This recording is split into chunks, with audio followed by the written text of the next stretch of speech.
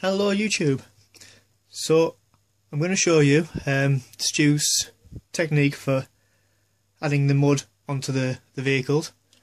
Here's one of the track units that I've done with the mud effect on it. Here's one PDC gaming, just simple design, but it looks alright once it's painted up.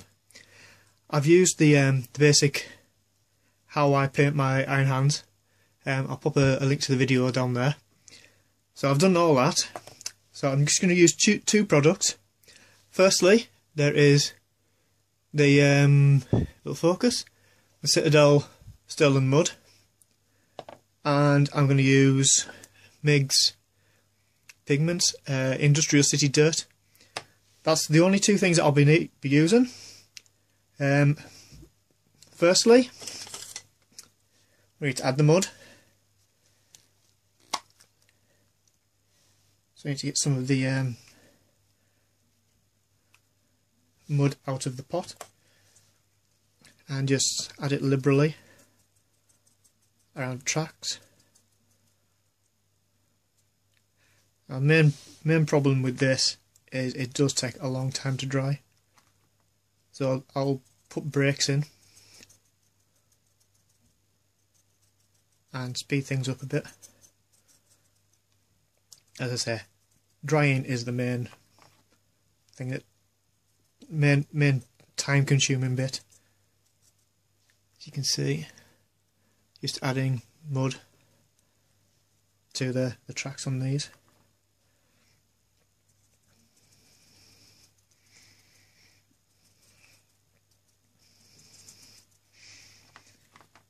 Suppose you can add as much or as little as you like. I'm trying to hide the fact that the tracks are quite plain. So a decent amount of mud on them. A bit on there. And a bit on the front of the plough, I think.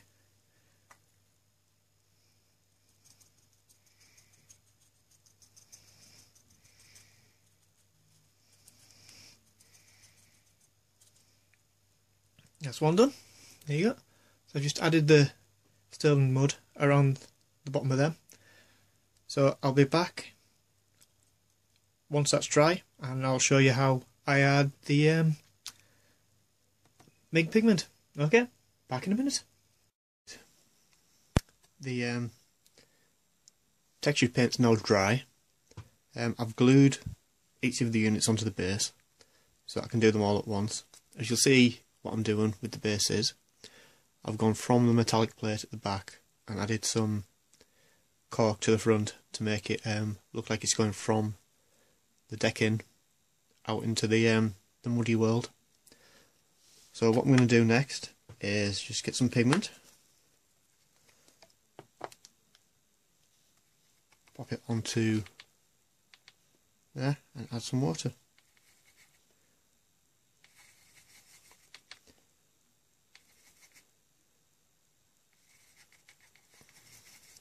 When this dries, it will just dry like it comes out the tub. So all I'm doing is firing it around the tracks. I decided to put it onto the bases so I can do everything at once.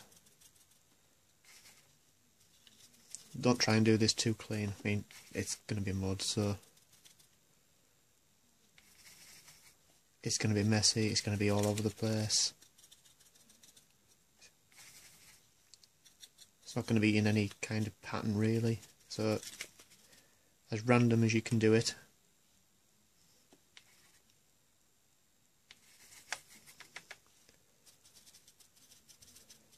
If you don't like it afterwards, you can always brush it off. I've also found that with the varnish, when you spray the varnish on, it does take a lot off if you get too close. So if you do get to the point where you don't like how it's looking, just give it a good coat of varnish and it will take everything back off, blow off all of the excess pigment, and you can start again. There we go, so that's one done.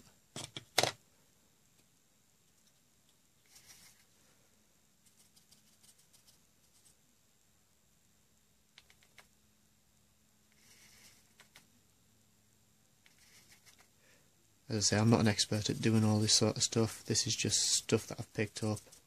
It's easy to do, and it gives a nice effect. I like it anyways. So they are painted for tabletop. Nothing overly excessive, and something you can do fairly quickly. It looks good from a distance. If you get too close, it probably won't look brilliant, but there we go, that's them do. Now they do take a long time to dry, so I will be leaving them overnight, and then I will be back to them in the morning.